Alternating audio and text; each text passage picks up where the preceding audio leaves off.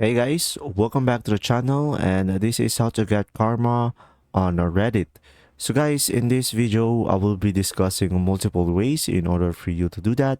So for the first one, is just simply go ahead and go to the reddit.com and click on create post over here on the top right, and from here just simply create a post and also select a community that you prefer. So guys, in order for you to understand the types of karma, so for the first one is a post karma. So guys, a post karma comes from the post you make, so make sure to post some on Reddit, and you will have a comment a karma as well. This comes from your comment, so just simply make a post in order for you to have a post karma, and comment if you want to have a comment karma.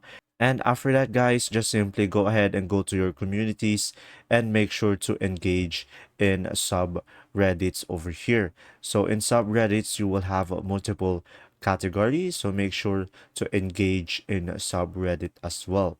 Another thing is just simply post interesting content and focus on popular topics.